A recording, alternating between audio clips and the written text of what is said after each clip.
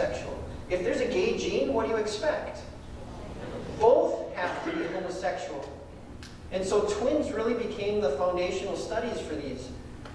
That means given that identical twins are always genetically identical, homosexuality cannot be genetically dictated.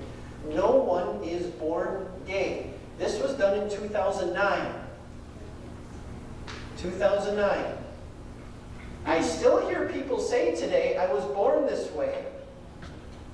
I have a gay gene. That's not the case. But there's more. Simon LeVay, 1991, studied the difference in hypothalamic structure between heterosexual and homosexual men. What that means is he's looking at the smallest, he thought he found the smallest portion of the brain that differed in size between straight men and gay men. He's trying to find something that explains why somebody's gay. He had biased information again, and even he thought he found an area of the brain similar between women and homosexual men, but larger in heterosexual men. 1994, this is his own statement. It's important to stress what I didn't find. I did not prove that homosexuality was genetic or find a genetic cause for being gay. I didn't show that gay men were born that way.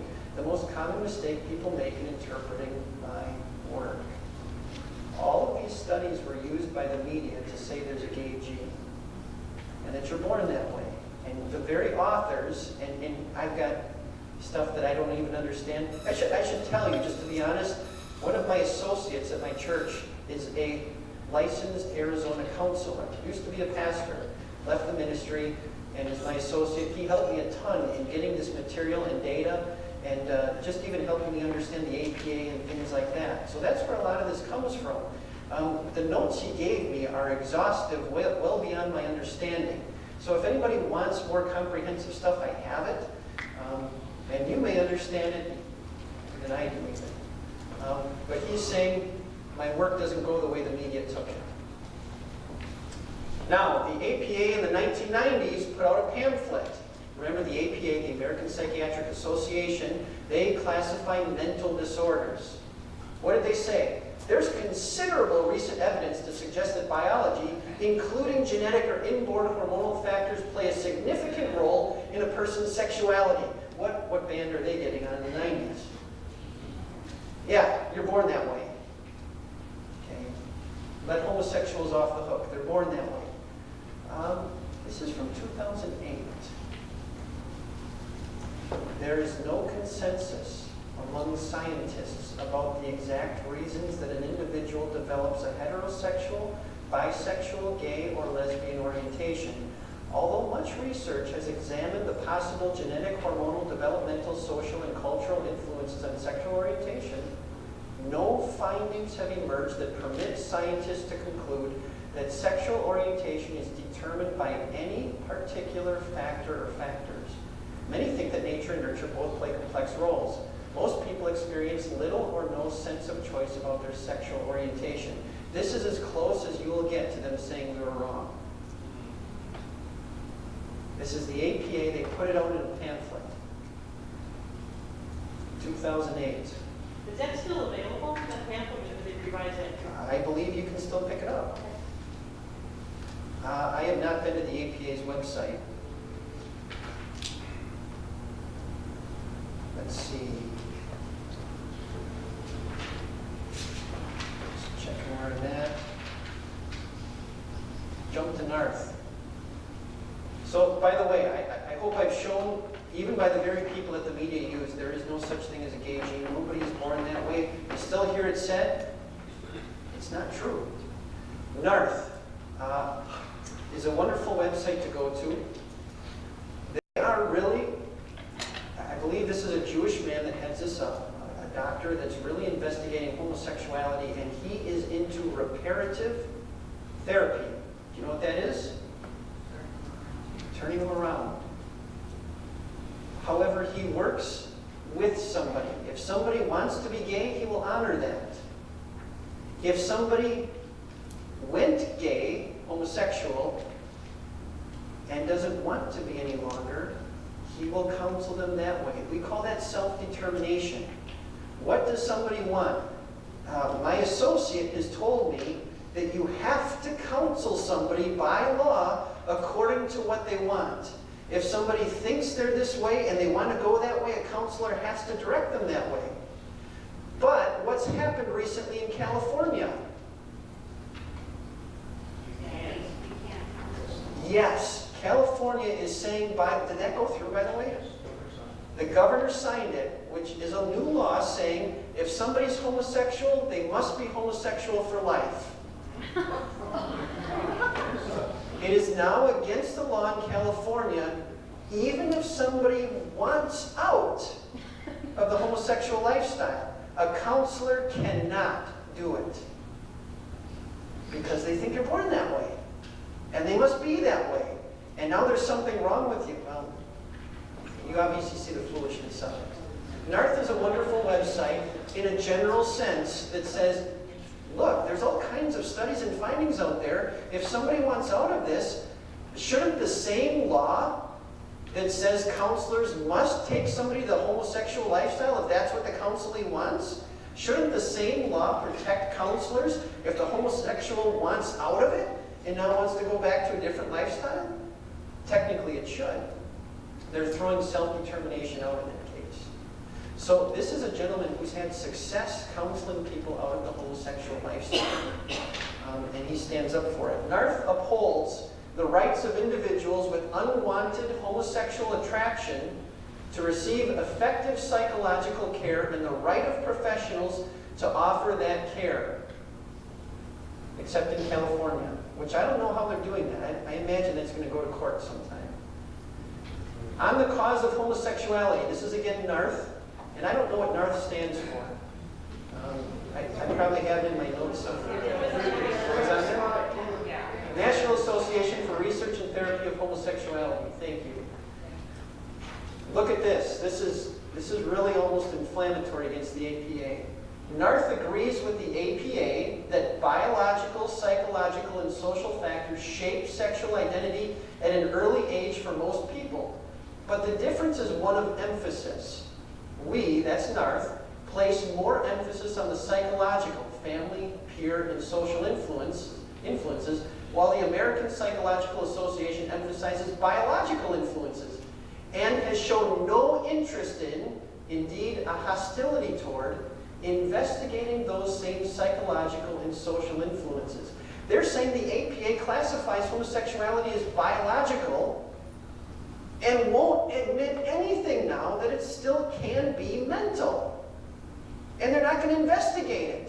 And they're going against their own science in doing this. It's ridiculous. So NARTH is really a neat, probably a key player in this. And now you see why I tied in the APA's history with this as well. This is still a NARTH website. There's no such thing as a gay gene, and there's no evidence to support the idea that homosexuality is simply genetic. He does say biology can play a role in it. He's not excluding biology, but he, unlike the APA, is not going to say that's the only indicator. That's the only factor. We can go on. APA. Does this play now? It should. It should. Keep wiggling your finger around to get that arrow shot. I'm wiggling. There it is. And there's going to be sound.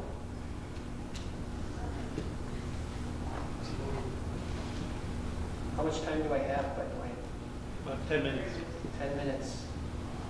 Well, we're going to show you the short version. I don't think you're going to get sound unless you. I can do that. This guy used to be the president of the APA.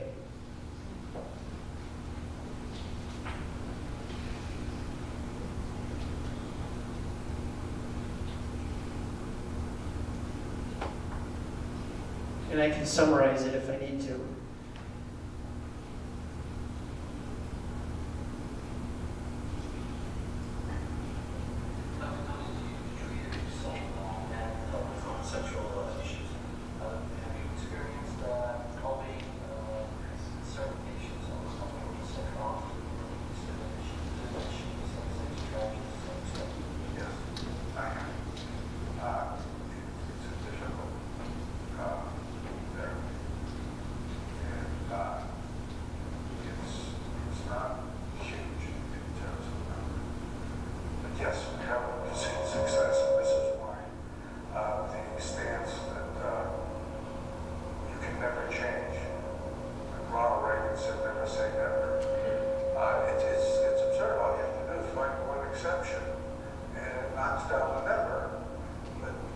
Yes, I've experienced more than one. So as the therapist, what did you do to facilitate this being man's homosexuality? How did you try to help us? I would try to, first of all, I would latch on to their determination. If they didn't have that determination, it was usually because of their background, their religion, wherever. And the gay movement says that's a bias. You should tell them to abandon their religion because their religion is telling them a falsehood. That's not respecting what the patient is. I would start where the patient is, and then I would go back into the various aspects that impinged upon their becoming gay. Childhood experiences? Childhood experiences. For example, I found that masculine appearing men were seduced by an older person in their boyhood, were more likely to succeed than boys who at 4 or 5 years old were wearing dresses. The pre-edible type and the post-edible? Absolutely, yes. So that's a distinction. Absolutely. The prognosis is better with the post-edible? Yes, it is. So Maybe, Whoops. yikes, maybe for time's sake, we can, I'm just going to summarize it, but he's basically saying, I would latch on to somebody's self-determination. When somebody wanted to come out of the homosexual lifestyle because of religion, because of family, whatever, maybe their conscience was bothering them, you still have to respect that. You can't just rule that out. And he's saying he did have success with it. This is a 3-minute video. There's actually a second one that's 9 minutes, and most of it's good. There are a few lulls in there where you got to make sure you stay awake. But he talks in there how corrupt the APA was in the early 70s, and when they linked up with the homosexual movement, and they actually worked together to put publications out and to influence the APA members so that they would vote the way they wanted for the Diagnostical Statistical Manual, the DSM. So it was collusion, and this guy was president, I think, in the late 70s for the APA. So it's very fascinating how this all comes together, and there's other good information in there too if you want to look that up. A couple other things we can look at here. So what are homosexual influences? Why does somebody, in a general way, what can lead somebody to become a homosexual? I've got 5 points here. Mild, indirect genetic influences. Boy, that sounds a little bit light. What do I mean by that? Well, maybe there is gene mutation. What I'm talking about is predisposition versus predetermination. Somebody in your family, my dad has diabetes, both sets of grandparents have diabetes. Might I get it someday? I don't know. Maybe it's predisposition, but that doesn't guarantee predetermine that I'm going to get that. It's the same maybe for an alcoholic fan, for somebody else in those situations. The possibility exists, but that doesn't force somebody to have to be that way. So that's what I mean by this. We're recognizing there may be some factors that might allow for that, but it doesn't guarantee somebody has to be that way. Next one, lack of secure gender identity as a male or female. Where in the Bible does it tell you what male personality is going to be like? Somebody tell me what a male is supposed to be like. Good luck with Did you say good looking? No. that. I said good luck with that. Oh, good luck with that. What is a male supposed to be? Can he be sensitive? What happens if a male is sensitive, Just ridicule. compassionate, gentle? It's ridicule. Just I ridicule. tell you, all 3 of those describe my brother-in-law. I won't tell you which one. But if somebody thinks, if I would have said those without saying, if I said gentle, caring, compassionate, sensitive, Yeah. are you thinking female already? Good. But some were. And all I'm saying is, there are no set personality traits or characteristics for a male or female. And so what happens in grade school, what happens if you get a really sensitive boy in grade school? What do the other kids do? They pick on him. He's the weak guy. He's different. The boy is supposed to be out playing football, right? No, right? Wrong. Not necessarily. A boy's supposed to be whatever that boy God made him to be. As long as he honors the way God made him, right? We're content with the way the Lord made us. It doesn't matter whether you're an athlete or whether you're an actor, but you honor the way the Lord made you.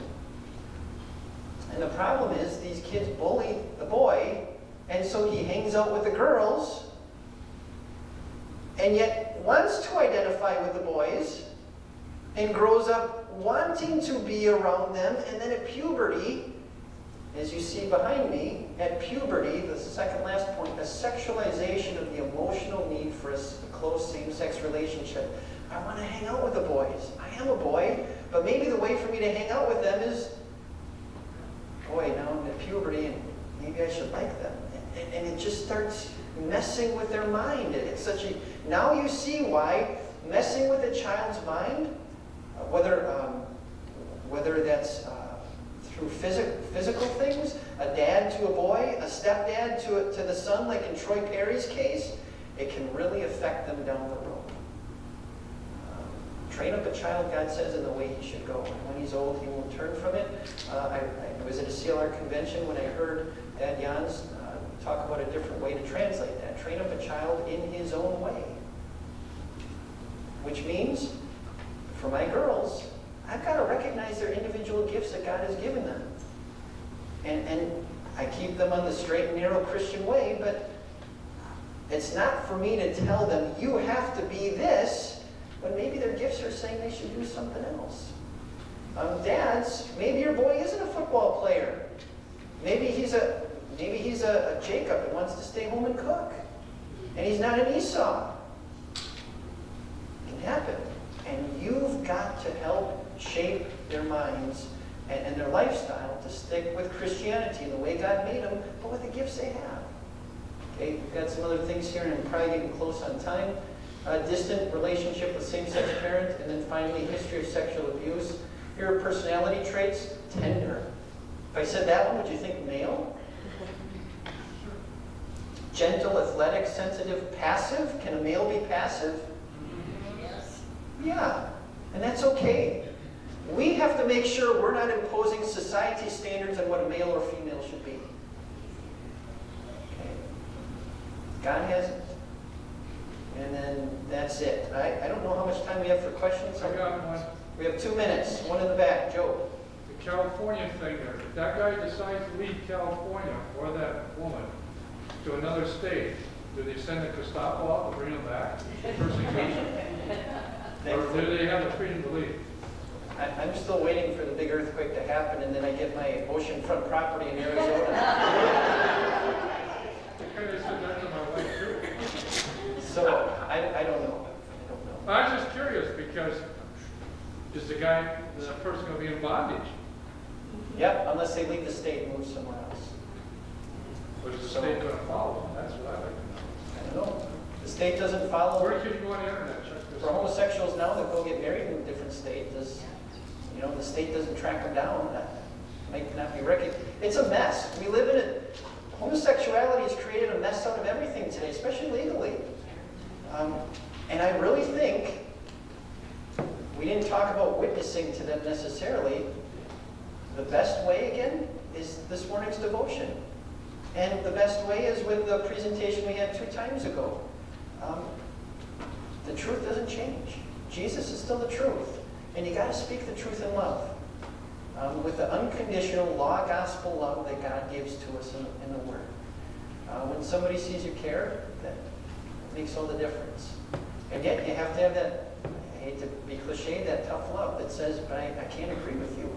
But I'm still going to be your neighbor. Please, quickly. Going to be a neighbor, but can you be a fellow church member? Know a homosexual couple that belong. If you go on their church's website, preaches, proclaims, witnesses to that homosexuality is not God-pleasing behavior, you're living against the Bible, etc., but welcomes homosexuals into the church with the line, we take you where you're at. Yeah, So, anybody can and come so they're listen to active it. participants in the church, living an openly homosexual lifestyle. And we've gotten into conversations about, I'm a chronicle reader, or that person's a, you know, that kind of like, what's the difference between among sins? It seems like homosexuality, it has that such a stigma sin, right? Understandably so, except, so should all Christian churches be kicking homosexuals out? Because it's a... It depends how you define it. And I'm not trying to be wishy-washy, I mean it this way. Do you know what anybody can be kicked out of a church for? Non-impenitence. Right. Any impenitence for any sin. Okay, I could be kicked out of the church for being adamantly impenitent about anything and persisting in it. Okay? So when I vicared out in Colorado, I heard from my pastor that was over me, mentoring me, that we had former homosexuals who still considered them in a sense like alcoholics, recovering homosexuals. In their mind, they never really lost that term, and it kept them sharp to make sure they didn't go back to it. And that's what I mean. If there's somebody like that who doesn't want to go back to it, but still recognizes them as, you know, this is what I was, but I'm former, but I still retain that alcoholic name. As somebody who struggled with it, should they be kicked out? No, not if they're repentant and trying to stay away from it. That's right. Should you support it? And you encourage one another. That's where the Christian community comes in. Interesting, I had a classmate who, as long as I went to school with him, and he was on the up and up. And the minute he went to a thespian college, all of a sudden he switched. I really think positive peer pressure is a good thing. And the church is necessary for people to help them. We're all struggling with different sins, but we don't persist in it. And when somebody calls us on it, if I don't realize I'm sinning, what I'm going to do is find it in the Bible where it says what I'm doing wrong, and I'm going to say I'm sorry for it.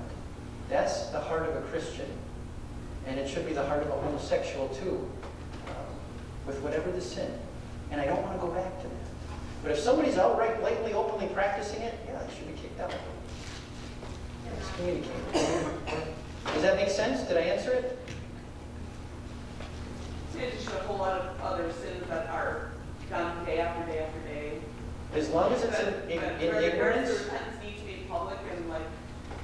If the sin is public, then the repentance should also be said public. Generally speaking. Okay? Because I'm going to want to know what's going on with them. And I don't want to gossip about it, but for the good of the church and for the unity, so that people can move on and as a witness to the community, something like that should be public. Now, I don't know all the ins and outs, so take that as a generalism, but I talked to your pastor about that. Please, do we have time? One more question. One more question. We talked a lot about how to deal with this question in church, but I just wonder how to address that in public school, where like we cannot publicly talk about this is what I believe as Christian, especially for teachers. Like, how do you address the students in public schools? How do you address people in public schools? I think the best way is to be armed with secular knowledge. You can't argue the Bible to somebody, and frankly, this is not an argument. But you can't even discuss with somebody from the Bible when they don't agree with that as a foundation. So you have to be armed with, well, there are plenty of surveys in the 90s that even the authors said this isn't right, and nobody reported that. And in 2008, have you seen the APA website? I mean, I'm not trying to offend you, but just check this out, please. And there's a lot of good info out there that I think you should read. This is factual stuff, so that's how I think you should go about it. Can we all say thank you? And